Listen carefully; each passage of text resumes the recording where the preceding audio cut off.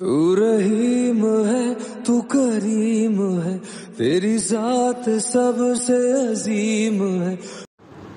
जितना मुझे तकलीफ दी गई उतना किसी को तकलीफ नहीं दी गई। ये वो दीन है।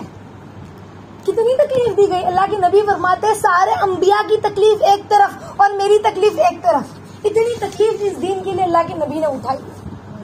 आसान है, कोई हमें कह दे कि ये जादूगरनी है, बर्दाश्त कर सकेंगे इस बात को? मुझे जादूगरनी कहती है। कोई कह दे कि ये पागल है, हमें बर्दाश्त होगा? कोई हमें पागल कहे, मुझे पागल समझती है, मुझे पागल कहती है। अल्लाह के नबी को लोगों ने जादूगर कहा, लोगों ने पागल कहा, किसी ने दीवाना कहा। अल्लाह के नबी ने सब बर्दाश्त किया। हत्ता कि अल्लाह के नबी के सामने आपके कुफार कह रहे हैं कि हम आपको ऑफर करते हैं, माल चाहिए तो माल देंगे, औरत चाहिए तो औरत देंगे, क्या चाहिए आपको बोलो? अल्लाह के नबी ने क्या कुछ नहीं बर्दाश्त किया। किसके लिए? हमारे लिए, इस उम्मत में दीन फैल जाए इसलिए। अल्लाह के नबी सल्लल्लाहु अलैहि वसल्लम ताइफ के मैदान में गए लोगों को दावत देने के लिए। क्यों? ताइफ एक शहर था, वहां पर उनके सरदारों से बात करने गए कि शायद ये मेरी बात सुन ले, ये ईमान ले आएंगे ना तो इनकी कौम भी ईमान ले आएगी। अल्लाह के नबी गए। अरब तो कितने मेहमान नवाज थे। अल्लाह के नबी उनके पास गए उन्हें दावत देने के लिए।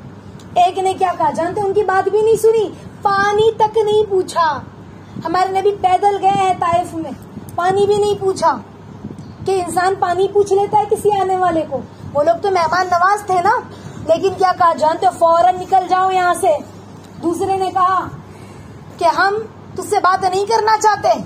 तीसरे ने कहा कि अगर वाकई में तू सच्चा है जैसे कि तू दावा करता है तो तेरी बात को झुटलाना खतरे से खाली नहीं, और अगर तू झूठा है तो हमें झूठों से बात नहीं करनी। सिर्फ इतना ही कह के भगाया नहीं हमारे नबी को, बल्कि आवारा बच्चों को, शरारती बच्चों को हमारे नबी के पीछे लगा दिया कि वो तालियां पीटे, हमारे नबी का मजाक उड़ाए और पत्थर भी फेंके। अल्लाह के नबी के जिस्म पर एक एक पत्थर लगता ना तो उस जगह से जहाँ जहाँ पत्थर लगता था खून के फव्वारे निकलते थे। हत्ता कि किताबों में आता है कि हमारे नबी के जूते मुबारक खून से रंगीन हो गए, भीग के। कितना मारा होगा? किसके लिए?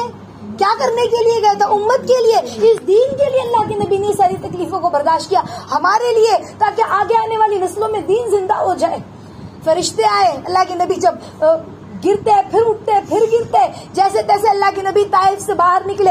एक बागीचे में अल्लाह के नबी के गुलाम ने अल्लाह के नबी को लेकर आए। ओ अल्लाह के नबी टेक लगाकर अंगूर के जो है बेल के पास टेक लगाकर बैठे अल्लाह के नबी। फरिश्ते आए और कहा, या नबी अल्लाह, पहाड़ों की खिदमत मेरे जिम्मे है, आप कह दो। अल्लाह ने कहा है कि आप कहो तो इन वो वादी, ताइफ वादी दो पहाड़ के बीच में है ना, तो अगर आप कहो तो इनको दोनों पहाड़ों के बीच में दबा दे नबी अल्लाह। अल्लाह के नबी ने कहा नहीं, ये ईमान नहीं लाए तो क्या हुआ? इनकी नस्लें ईमान लाएगी। ये नहीं लाए तो क्या हुआ? जानते हो आप लोग, मोहम्मद बिन कासिम अल्लाह के नबी के विसाल के 60-70 साल बाद फातेह सिंध है, सिंध में जब हिंदुस्तान पाकिस्तान एक था, इसे हिंदुस्तान ही कहा जाता था। सिंध में वो आए राजा दाहिर के वक्त में और इस्लाम के झंडे को लहराया इस सरजमीन हिंदुस्तान पे, फुतूहात हासिल की। और जानते हो वो कौन थे? मोहम्मद बिन कासिम, वो जो तीसरा शख्स था ना जिसने कहा था कि अगर वाकई तू सच्चा है जैसे कि तेरा दावा है तो इनकार करना खतरे से खाली नहीं, और झूठा है तो बात नहीं करूंगा। उसकी नस्ल से अल्लाह ने मोहम्मद बिन कासिम को पैदा किया था। अगर बदुआ दे देते तो आज मैं और आप मुसलमान होते, आज हिंद में, सिंध में, हिंदुस्तान में इस्लाम दाखिल होता। हाँ, हमारे नबी की दुआ थी, हमारे नबी ने बदुआ नहीं दी थी। कभी हमने हमारे नबी को याद किया है कि अचानक बैठे बैठे नबी याद आ गए? दावे तो हमने बहुत किए। मैं पूछूं आपको, मोहब्बत आप कहोगे हाँ मोहब्बत है। मोहब्बत तो रुलाती है, मोहब्बत याद दिलाती है, मोहब्बत होती है ना तो एहसास होता है अपने नबी का कि मेरे नबी ने हमारे लिए तकलीफ बर्दाश्त की, हमारे लिए रातों में उठकर रोए हैं, या रब्बी उम्मती, या रब्बी उम्मती, या ले मेरी उम्मत, या ले मेरी उम्मत। किताबों में आता है, रिवायतों में, अल्लाह के नबी के सीने से हांडी के पकने की आवाज आती थी। ऐसे अल्लाह के नबी हमारे लिए रातों में उठ के रोया करते थे। तो अभी हम भी रातों में उठ के रोए हैं अल्लाह के नबी की उम्मत के लिए, अल्लाह के नबी की मोहब्बत में, कि मुझे भी मेरे नबी की याद आती है। हाँ रोए हैं हम, اپنے مقصد کے لیے، اپنی تکلیف کو لے کے، اپنے حالات کو لے کے، اپنی محبت کو لے کے. اللہ نہیں کہتے مجھ سے مانگنے والے تو بہت ہے، کوئی مال مانگتا ہے، کوئی اولاد مانگتا ہے، کوئی اچھی بیوی مانگتا ہے، کوئی اچھا شوہر مانگتا ہے، کوئی زمین جائیداد مانگتا ہے. کوئی تو ایسا ہو جو کہہ دے اللہ مجھے آپ چاہیے. کوئی تو ایسا ہو جو اللہ کے نبی کی یاد میں روئے. کوئی تو ایسا ہو جو اللہ کے دین کے لیے روئے. تو تہجد تو ہم میں سے سبھی پڑھتے ہوں گے، امید ہے مجھے. لیکن اس میں ہمیں ہمارے نبی کی یاد آئی؟ کبھی ہمارے نبی کے، ہمارے کانوں میں ہمارے نبی کی ہچکیوں کی آواز گونجی ہے؟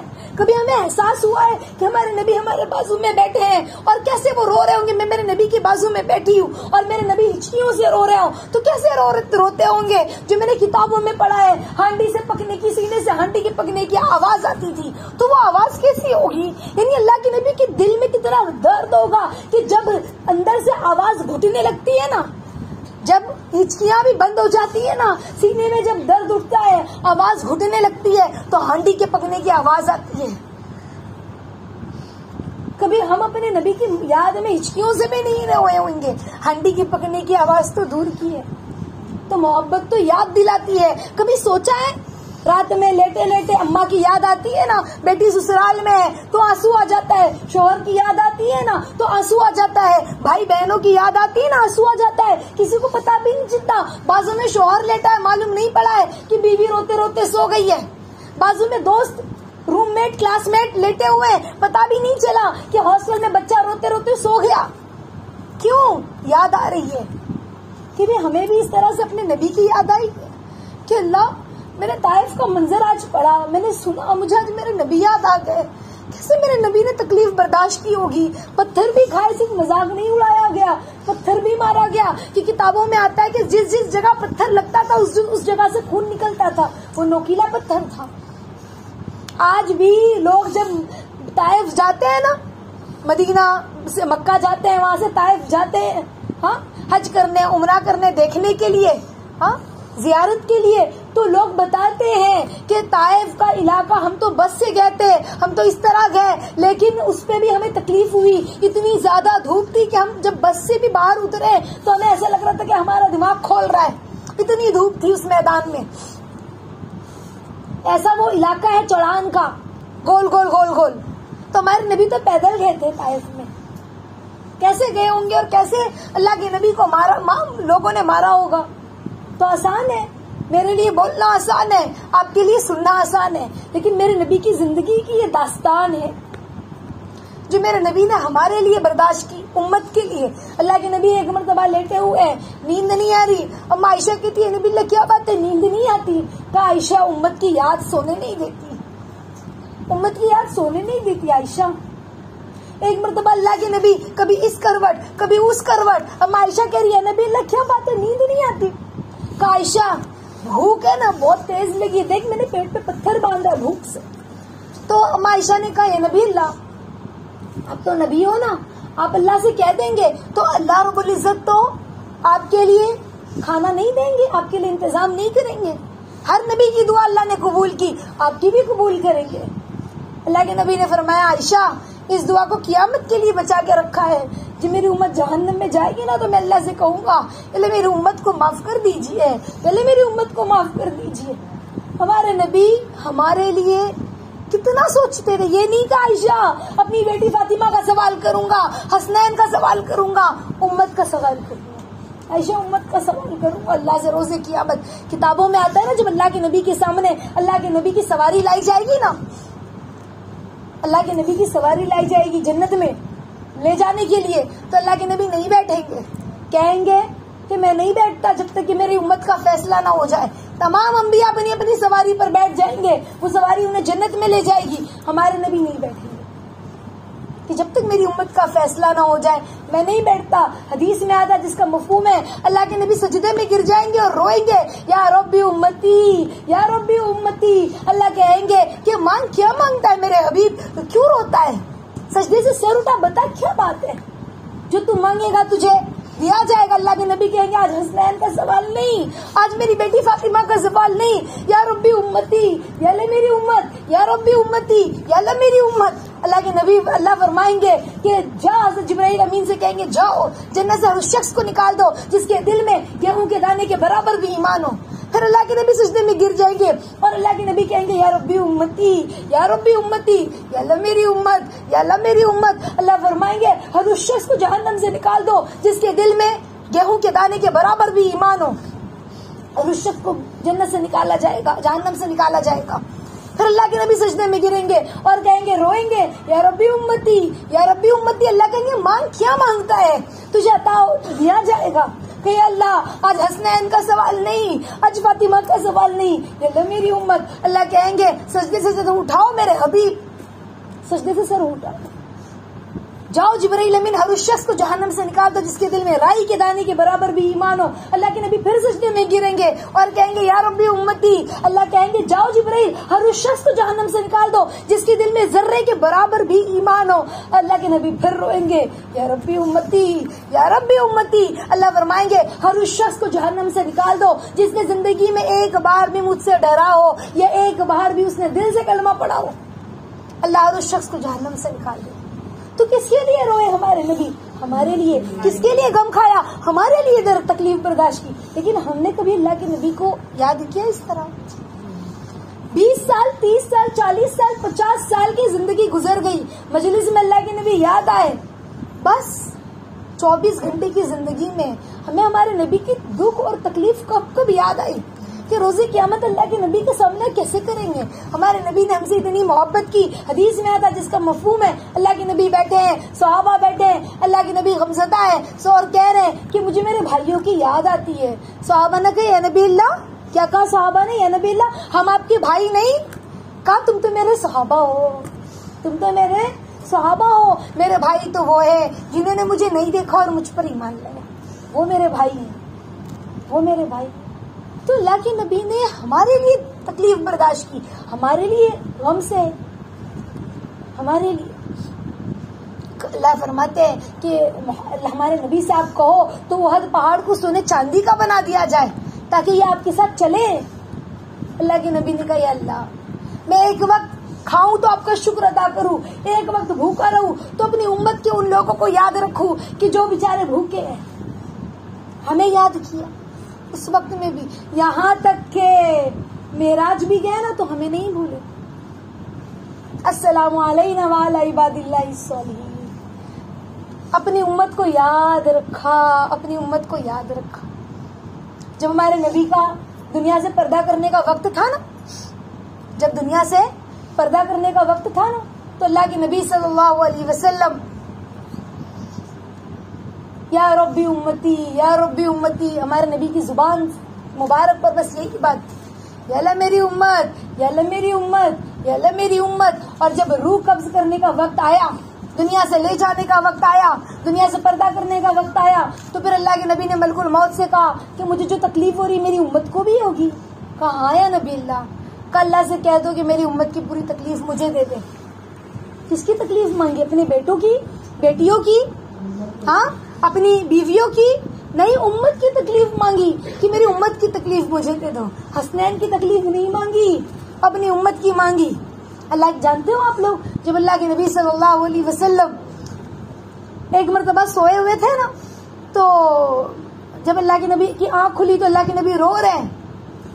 تو غالباً اللہ کے نبی اپنی کسی پھوپھی کے گھر پر سوئے ہوئے تھے, تو کہا کہ اے نبی اللہ کیا بات ہے, آپ غمزدہ ہو. بڑے غمزدہ تھے, آنکھوں میں آنسو تھا. کہا مجھے خواب میں مٹی دکھائی گئی یا خون دکھایا گیا, اور میں نے پوچھا کہ یہ کیسی مٹی کیسا خون ہے, تو مجھے بتایا گیا کہ یہ آپ کے نواسے ہیں, یہ آپ کے اہل ہیں جن کو شہید کیا جائے گا, جن کو شہید کیا جائے گا. لیکن اللہ کے نبی نے آخری وقت میں اپنے اہل کا سوال نہیں کیا, ہمارے لیے روئے. کس کے لیے روئے, ہم امت کے لیے روئے. یا ربی امتی یا ربی امتی, یا اللہ میری امت یا اللہ میری امت. اور پھر اللہ کے نبی ملک الموت نے اللہ سے کہا کہ اللہ حبیب کہتے ہیں کہ پوری امت کی تکلیف دے دیجئے. تو اللہ نے کہا کہ نہیں, کہہ دو ایسا نہیں ہو سکتا. تو کہا کہ پونی تکلیف, کا نانا ایسا نہیں ہو سکتا. کہا آدھی تکلیف, کا ٹھیک ہے, پوری امت کی آدھی تکلیف اللہ کے نبی اپنے ساتھ لے گئے. جانتے ہو روح نکلنے کی تکلیف کیا ہوتی ہے, کتابوں میں آتا ہے روح نکلنے کی تکلیف ایسی ہوتی ہے کہ اگر فرشتے جس کی روح نکل رہی ہو نا اس کو چاروں طرف سے پکڑ کر نہ رکھے تو وہ انسان پاگلوں کی طرح جنگل میں بھاگے. جیسے زندہ چڑیا کو آگ میں ڈال دیا جائے نا اسے کیسی تکلیف ہو, جیسے زندہ بکری کی کھال کھینچی جائے تو اسے کیسی تکلیف ہو, ایسی تکلیف ہوتی ہے روح نکلنے کی. وہ تکلیف ہمارے نبی نے ہماری آدھی لے گئی. بولنا آسان ہے, محبت کی ہے. ہم نے کون سی محبت کی سمجھ میں آ رہا ہے محبت کسے کہتے ہیں؟ جسے ہم محبت کہتے ہیں نا وہ تو دعوے ہیں دعوے. محبت تو اللہ کے نبی نے ہم سے کی تھی اپنی امت سے. ہمیں نہیں دیکھا ہمیں یاد کیا, ہمیں نہیں دیکھا ہمیں یاد کیا. کتابوں میں ایک واقعہ بھی ملتا ہے کہ ایک مرتبہ جبرائیل امین آئے, کہا کہ میں جہنم کی سیر کر کے آیا ہوں. کہا اچھا, کہا جہنم کے 7 درجے ہیں. پہلے درجے میں منافق ہوں گے, پھر یہودی ہوں گے, نصارہ ہوں گے, مجوسی ہوں گے, اس طرح سے ہر درجے کے بارے میں بتایا. اور کہا 7ویں درجے میں تو جبرائیل امین خاموش. کہا بتاؤ جبرائیل امین 7ویں درجے میں کون ہوں گے؟ تو جبرائیل امین نے کہا یا نبی اللہ آپ کی امتوں کی 7ویں جہنم کے حصے میں, وہ آپ کی امت کے لیے ہے. تو اللہ کے نبی غمزدہ ہو گئے, پریشان ہو گئے, ایک کمرے میں بند ہو گئے, اتنا روئے اور غمزدہ کمرہ ہی نہیں کھولتے. چپ چاپ نماز پڑھنے کے لیے باہر نکلتے, پھر آتے اور کمرہ بند کر لیتے. صحابہ کی ہمت نہیں ہو رہی, پوچھے تو کیسے پوچھے.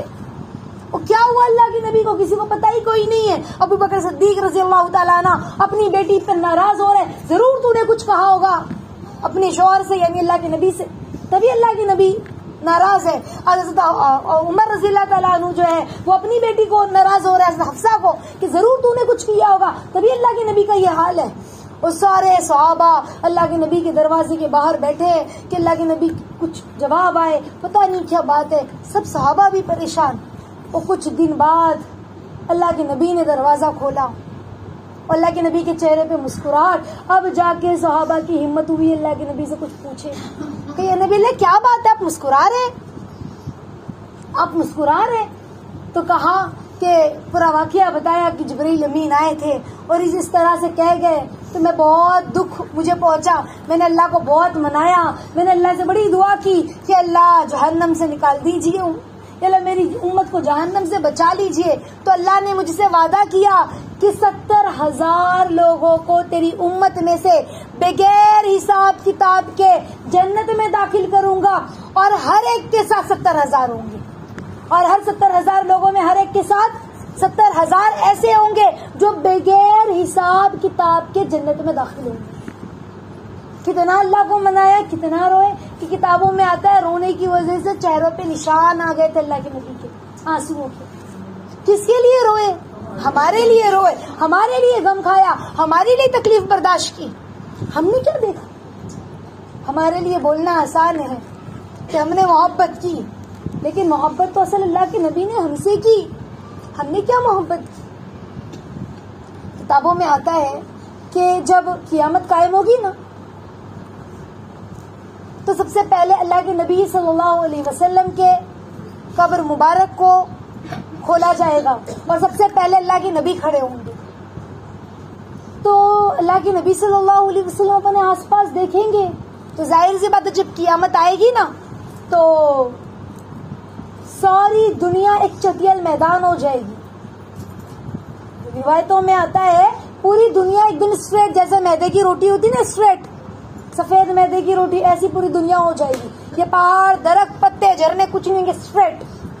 اللہ کے نبی جب دیکھیں گے اللہ کے نبی گھبرا جائیں گے, جبرائیل کیا کیا میری امت کے ساتھ, میری امت کو جہنم کے دہانے میں ڈال کر اب تو آیا ہے مجھے اٹھانے کے لیے.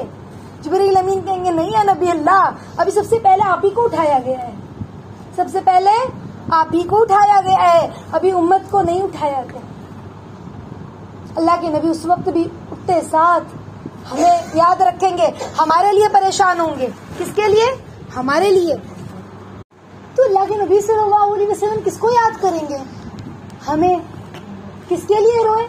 ہمارے لیے, امت کے لیے غم کھایا. اور ہم نے کیا کیا؟ ہمیں یاد آئی اپنے نبی کی. کتنے سال کی زندگی گزری ہماری. اب بتاؤ کیا اللہ کے نبی کا سامنا کرنے کی ہمت ہے ہم میں؟ اگر اس وقت اس پردے کے پیچھے سے اللہ کے نبی اندر آ جائیں تو کیا کرو گے؟ ہے کھڑے ہونے کی طاقت؟ ہے اللہ کے نبی کے سامنا کرنے کی طاقت؟ جس حال میں اس وقت ہماری زندگی ہے کیا جواب دیں گے؟ یا نبی اللہ بڑا ہما ہمی کا موقع تھا، ہم تو اپنے خاندان سے اپنے گھر والوں میں اتنے پریشان تھے کہ ہمیں آپ کو یاد کرنے کی فرصت نہیں ملی، ہمیں آپ کا غم اور تکلیف یاد نہیں رہی، ہم بھول گئے تھے، ہمیں ہمارے بچوں کی تکلیف اتنی یاد تھی، ہمیں اپنی تکلیف اتنی یاد تھی کہ ہمیں آپ کی تکلیف یاد نہ آئی۔ ہم یہ کہیں گے؟ ہاں کیا جواب دیں گے روز قیامت جب اللہ کے نبی ہمارے سامنے ہوں گے کہ نبی اللہ ہم نے کیا کیا، یا نبی اللہ ہم نے کیا کیا؟